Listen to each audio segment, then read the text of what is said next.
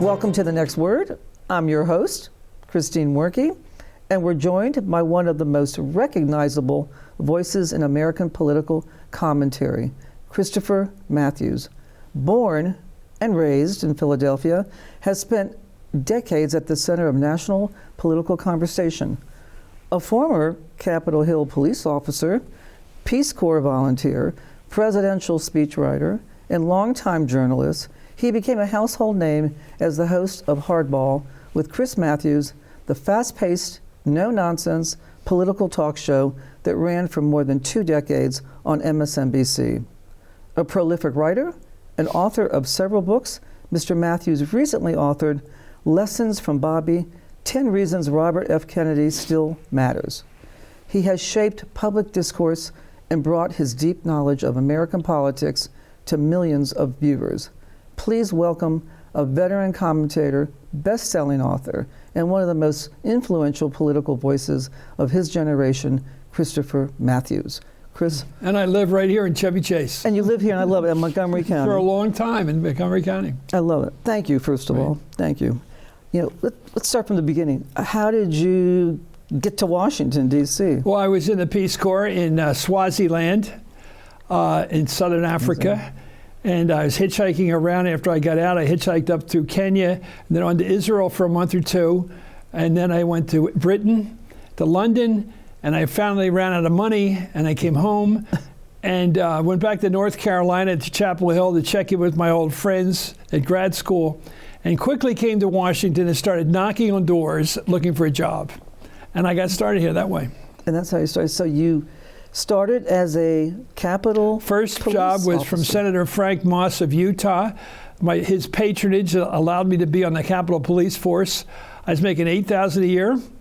I was involved with all the demonstrations were all going on, and I really liked the job. I like working with the Capitol policemen. I remember one of the night guys, one of the engineers who worked in the Capitol building, sort of the fix things when they went broken.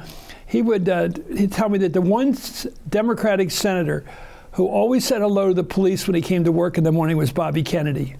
And I remembered that about the good thing about Bobby, many good things about Bobby, the fact that he wasn't so elitist or snooty, that he didn't have time to say hello, how the kids, and that sort of thing to the Capitol cops. Right, and he became your hero. Well, he was one of my heroes. I mean, I like Gene McCarthy too. I mean, I was an anti-war guy, and I went to the March on the Pentagon in 1967. And no, I think Bobby. I wrote a big book about him back years ago, and I got to know him. And I thought he did some amazing things in terms of the Cuban Missile Crisis, getting us through that without a nuclear war. His attempts and success in desegregating all those SEC schools down in the South.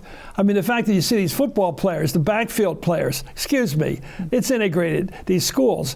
African Americans get to go to these schools. When Bobby started, nobody was black was getting into any of those schools. Ole Miss was all white. It's hard to believe. And University of Alabama was all white. And he broke those schools open and opened them up to blacks academically and athletically and everything else. He did it all. And he had a fight with Ross Barnett and George Wallace and all to get that done. Right. He was a very impressive public servant. Okay, so what drew you back to Robert Kennedy now when you wrote the book? Well, to be honest with you, I wrote a very successful book about him, The Raging Spirit, years ago. And then I got a call in the middle of the summer from Stu Roberts, an editor at the Simon & Schuster, my publisher. And they said, we want a Bobby Kennedy movie for the fall because it's his 100th birthday. Mm-hmm. It would have been his 100th birthday. November. And we want you to write a book, and we want it done in a couple of weeks. Oh, yeah? So I had to write the book in a couple of weeks. It's a well-written book. People are all said. Everybody says so. But I did it on a fast track. And I put up together rules, things like essential as if you lose an election, you have to tell the American people you lost. You have to go before the public on television and tell them you lost the election. That's how we know who won. See, in America, starting with Adlai Stevenson in 1952, the way you know who won the election is that the loser tells you on television, I just lost. That way it's all over. There's nobody complaining anymore. We don't have stolen elections in this country. We never did, that I know about. And the key is that the loser tells the American people who won. It's such a simple system. Hillary Clinton had to do it. Dick Nixon had to do it. John McCain had to do it. Mitt Romney had to do it. Losers have to tell the public the verdict. Absolutely. And Trump didn't do it. Hasn't done it. Right, right. You know, what other, I mean, you talk about 10 things that matter. Well, one is race. Clearly, when Bobby was shot and killed, his body was taken from St. Patrick's Cathedral in New York City down to Washington to eventually to be joining his brother at Arlington Cemetery. In that 8-hour trip, the faces along the tracks tell you everything. In the big cities like Philadelphia, 20,000 blacks singing the Battle Hymn of the Republic spontaneously. White people all along the tracks, standing at attention with their family in birth order, some of them, right next to them, all saluting the loyalty. And I think you see that. One thing I discovered in writing the book again this time was poor people live near the tracks. There's no good real estate near Amtrak or the Acela lines. I mean, if you're within shouting distance of a train, you're poor. And the people that could walk to the train tracks and watch his body go by were poor people, white and black. Interesting. And they were all loyal to him, which is very interesting. If he was alive today, what would be a question you would really ask him? How'd you get us out of the Vietnam War? Interesting.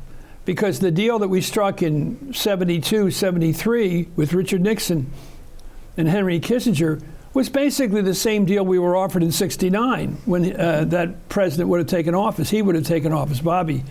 And which basically was that we get the prisoners back and we get out. It's not, the Vietnamese never drove an easy bargain. They said, well, here's the deal, you leave and leave our country alone. Which is basically, I've been studying the American Revolution lately because of Ken Burns, and I must say that the British position was drop the fight, stop fighting, no more revolution. Well, there was a Viet Cong when we left Vietnam, and they won. There was an American Revolution when the Brits left, we won. So whoever's still fighting on the revolution side wins. And we knew that when we left Vietnam. Once the Viet Cong is still there fighting in South Vietnam, and we're leaving, well, they won. That's how it works. And George Washington won because he kept the American Army together for all those years from 1776 all the way up to 83. One of the things, too, he was going to run for 1968. Yeah. But then he thought, maybe I'll wait and run in 1972. That would have been the safe move. That would have been the safe move. If his brother Edward Kennedy and Ted Sorensen, the speechwriter for President Kennedy, said, wait till 72. Johnson will be gone. There'll be an open seat for the presidency. You won't have to fight with the party. You'll come in, people will all be rooting for you, and you'll be able to win that way. And Bobby Kennedy said, well, I'm not my brother Eddie. I'm not Ted. He would wait. I'm not that kind of person. We have to end this war. We have to end this war. Well. And he made a decision at the last minute, the day before St. Patrick's Day in 1968. Gene McCarthy, the other anti-war candidate, was already in the field from November of 67 on. Had a great advantage for them, and that's the reason he won the Oregon primary. The week before Bobby was shot and killed, he lost the Oregon primary to Gene McCarthy. Well, Oregon's, as we all know, is very much an independent state. It doesn't have any ghettos or big cities. It's basically a suburban state, and had a lot of well-off college kids and people who thought like college kids who all voted for McCarthy. And he gave a wonderful concession speech Bobby did after he lost the election. And even Pat Buchanan, who was there working for Nixon, said it was a wonderful display of magnanimity. And he was really impressed with Bobby Kennedy. Amazing. He wrote about it afterwards. But this is Pat Buchanan. You know, you've had such an amazing career. But what do you think the ideas that you want to give to the next generation? Well, you have to start with the hardest part of politics, conceding defeat when you lose. And it's a 50-50 shot in a swing districts. And this upcoming election will have a lot of those close districts in 26, in Pennsylvania especially. So you have to go into the idea of, and I'm 45 years old, I'm running for the House the first time, 50-50 at best, I'm winning. And if I lose, I have to accept that and tell the people that. I think democracy is a very important accepting. You have to accept that with the poorest person, perhaps the less educated part of our country, gets to vote as much as you do. You can have a PhD at Harvard, you still get one vote. Right. That's the way it works. Right. And you have to go out and appeal to people at every level intellectually. You've got to say, here's my case. And that means you can lose. And they may not like you. They may not like your looks. There are all kinds of reasons they have against you. But you got to face the fact that people get to make the decision. I think that's big. I think we need alliances in this world. We got through the Cold War with the help of the alliance with Europe. Europe stuck with us during the Iraq War and things like that I didn't even agree with. They stuck with us after 9/11. The European bond we had stopped the Soviet Union in its tracks. Even to this day, Vladimir Putin is afraid that Ukraine would be accepted into NATO. He takes it seriously. Whatever Trump says, NATO is taken very seriously by the Russians as of today. The European alliance is very powerful for us. And to be talking about grabbing Greenland is insane. The one country in Europe that I know for a fact celebrates the 4th of July for us every 4th of July is Denmark. They celebrate the 4th of July for us. For us. They take our democracy very seriously, and they're heroic about our revolution. It's unbelievable. And now we're going to go take Greenland away from them. Unbelievable. It is unbelievable. But we're gonna take a short break. Thank you. And we'll come back. This has been great. Thank you. Yes. You're watching The Next Word. We're going to take a short break, and we'll be right back. The medic, Sergeant First Class, E7. We went in the first waves of the deployment. And when I came back, I didn't come back the same way as I left. I was in 11 Bravo, it's infantry. Deploying is what we signed up to do. Fighting wars, protecting civilians back home. I never got to do that, so there's a bit of embarrassment there. I was the gunner on top of a Humvee. An IED exploded about 10 feet from me. I have scars that will never go away. The loneliness and the emptiness that I felt. Suicide was something I thought of every single day. I still feel weird around the title of veteran. If you could say anything to that veteran, what would you say? I would tell any veteran, You deserve it. Reach out for help now because it'll change your life. It takes courage to do that. And you realize you're not alone. Do you want to tell them? They're here. You deserve because you served. If you're struggling with life after service, don't wait. Reach out. Welcome back to The Next Word. I'm your host, Christine Warnke, and my very special guest today, Christopher Matthews, is here with us to talk about his new book, Lessons from Bobby, 10 Reasons Robert F. Kennedy Still Matters. And he still does matter. Yeah, despite his son, who's getting in the way. I mean, I really think that RFK Jr. has become so visible and controversial that people they can't even see past him to his father. Yeah, his father, amazing. So going back to your career, what inspired you to get into political journalism? And well, I was, you think something in the past was very iconic, and it may not have been, but it may have seemed so. I'm riding in the Rhodesian Railway, the old-time Rhodesian Railway, and coming from Lourenço Marques, the capital of Mozambique, which was Portuguese at the time, into white-ruled Rhodesia. And I'm riding the train all night. It's an all-night train. And I'm in my own car. A lot of pictures of lions and tigers or whatever. And I'm reading a copy of Ted Sorensen's book, Kennedy, about his experience working for Jack Kennedy. And I'm thinking, I think I'm going to do that. I think I'll go get a job as a senator, working for a senator, and I'll write speeches for him, and then I'll get a job working for a president. And that's what I did.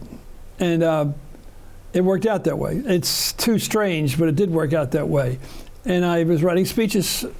I was never much of a legislative assistant. I was more of a speechwriter. But I had this idea in my head that I could write speeches for presidents, anybody. I just had this conviction, I guess. And I was able to do it. And then I became a columnist and a television commentator and a host of a show called Hardball. Mm-hmm. And I wrote all the 10 books. And I just thought this was something I can do. Now, I had been before I went to the Peace Corps, I was in a PhD program in economics at Chapel Hill in North Carolina. And I was memorizing my way through the program. I was getting good grades because I was memorizing. I knew how to memorize charts and things like that. In fact, I had gotten a 99% in the graduate records in the morning test, the brain test, because I was really good at charts.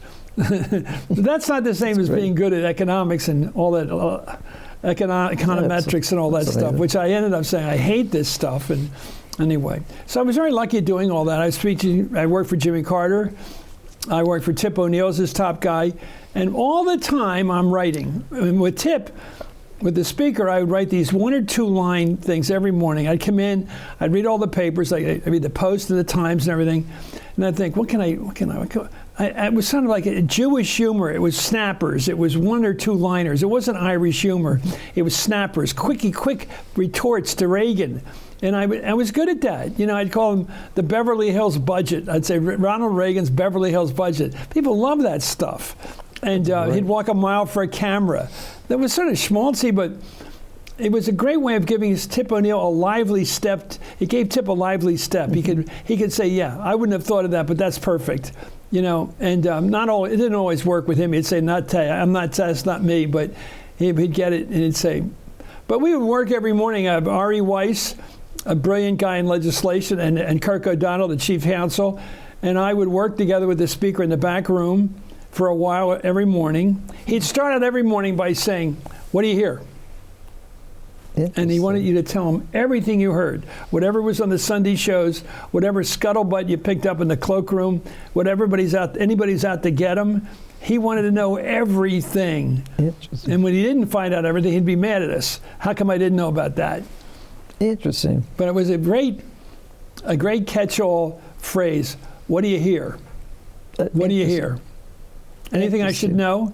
Anything I should know? And he made it very clear. He wanted to know what he should know. He was a good pal. He won 50 straight elections. I mean, he was, from the time he was at Boston College, he was winning city council elections. So, I mean, he knew what he was doing. He knew what he was.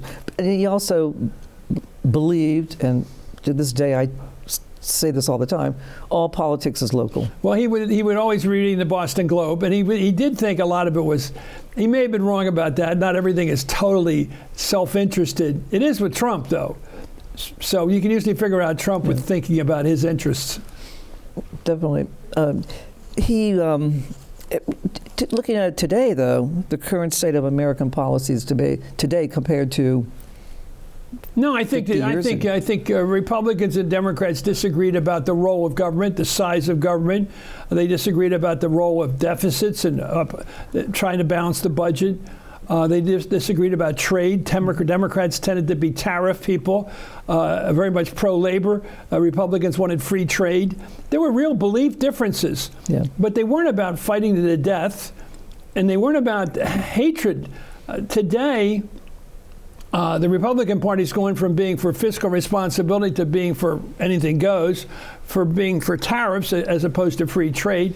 Democrats are still basically on their back feet trying to adjust to Trump. They're not really ready for Trump even now. People even like Schumer.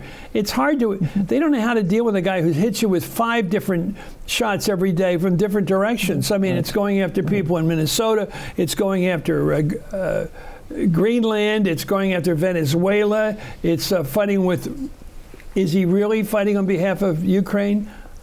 You don't know. Right. You never. Right. If you're a Ukrainian, you'd say, I'm not sure he's with us.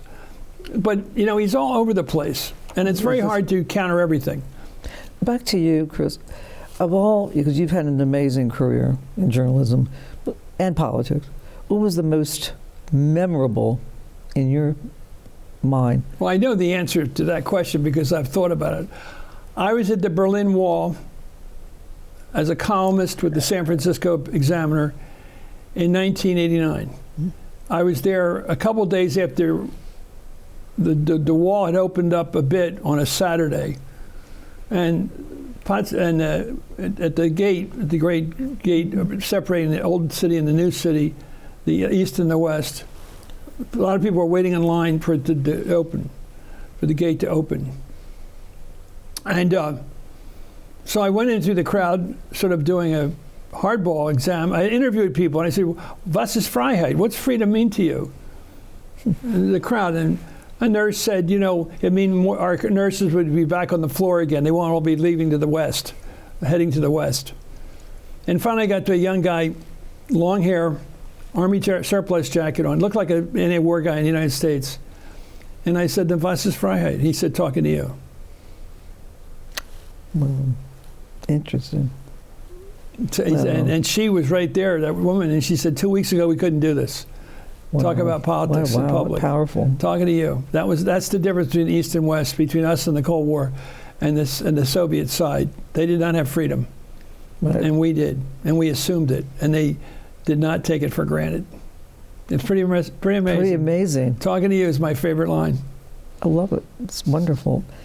Now, fast forward, we're looking at today with all the social media, and that's impacting politics, and that's impacting how you.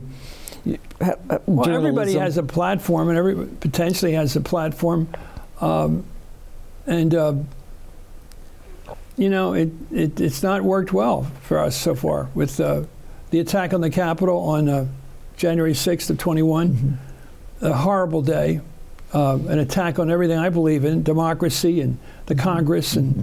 the balance of power between the president and the Congress and the courts, and everything that's always worked well for us.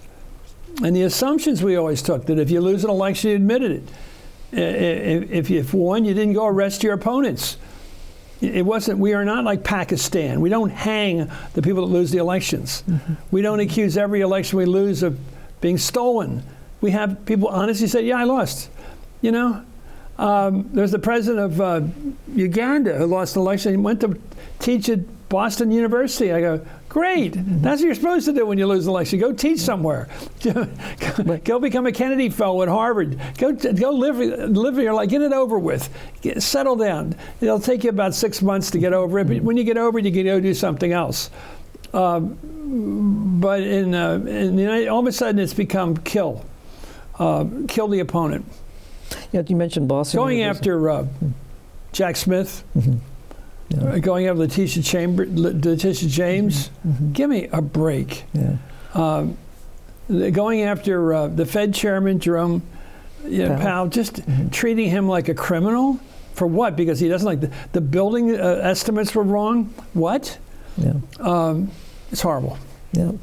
Speaking of Boston University, they have a very good Africa program. Oh, did they? Well, that makes sense why we do. It makes sense. Yes, a lot of the former presidents of African nations. Northern Rhodesia from Zambia will be free. Kenneth Kaunda. Right. He always had a handkerchief. Right. In Africa, a lot of these leaders always have either a fly swatter or something that everybody can recognize. Something that became their iconic symbol. Great stuff. So here we are today, and you look at young, aspiring journalists. Chris, they look to you. What would you be telling these? Well, I'm watching Tony DeCoppola on CBS now, watching him go to war with. Yeah, he's trying to learn how to do it. He's trying to be a non-elitist, mm-hmm. I guess. He's trying to obey his new owner, I suppose. But it's tricky. It's very hard to be Walter Cronkite again. It's I find it. What I do think is interesting is I've reached a point in my life where there's nobody older than me that's part of the journalistic crowd. There's no more Bob Novak out there, as bad as he could have been, or was actually, or Broder, or Mark Shields even. There's nobody out there that's now the kind of person you have to impress if you want to run for president.